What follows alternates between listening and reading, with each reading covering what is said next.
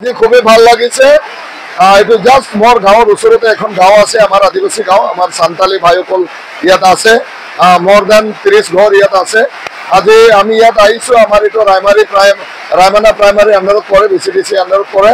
আৰু বহুত দিনৰ পৰা ইহঁতে আমাক কৈ আছিল যে আমি PPL যোগদান কৰিম, কিন্তু আজি ইহঁতে আমাক সময় দিছিল আৰু সেইমতে আমি ইয়াত আহি কিনে উপস্থিত হ'লোঁ। আমাৰ চৰাইবিল ব্লকৰ সম্পাদক আৰু সভাপতি আৰু তেখেতৰ লগত বিভিন্ন আমাৰ ওয়াৰ্কাৰসকল ইয়াত উপস্থিত হৈছিল আৰু আমি ইতিমধ্যে 30 জনৰ ওপৰত আমি ইহঁতক যোগদান কৰিছোঁ আমাৰ PPL দলত।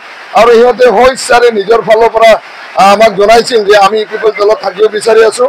প্ৰমোদ বড়োৰ নীতি আৰু আদৰ্শটো ভাল পাই আমাৰ লগত থকাৰ কাৰণে ইহঁতে আমাক বহুত আগতে কৈছিল আৰু সেইমতে আজি আমি আহি কিনে এই যোগদান কাৰ্যসূচীটো আমি চলাই নিছোঁ আৰু খুবেই ভাল লাগিছে। ইহঁতে মত প্ৰকাশ কৰিছে যে ইহঁতে আমাৰ লগত থাকিব আৰু 2025-ৰ যোনটো আমাৰ ইলেকশ্যন আহি আছে সেপ্টেম্বৰ মাহত, ইহঁতে একেবাৰে গোটাই গাঁৱটো মিলি কিনে আমাৰ PPL চৰকাৰৰ জনে কেন্ডিডেট নহওক কিয় আমাৰ ট্ৰেক্টৰ ছবিত ভোট দিয়াৰ ইহঁতে প্ৰতিশ্ৰুতি দিছে।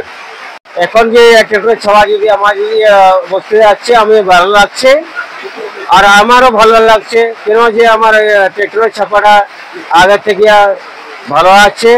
আর এখন যে ট্রেক্টর ছাপা দিলে আমার ট্রেক্টর একটু ভালো পাইছে আর ভালো যদি এটা দিলে ভালো আরো লাগবো। আর আজ যে আগে যে নাঙলে দিছিল ওটা কিন্তু ব্রেক দিয়ে নাই, খিজে নাই, তার জন্য এখন ট্রেক্টরে আমি ঘুরে উঠাই দিলাম, এটাই আমার ভালো পাই।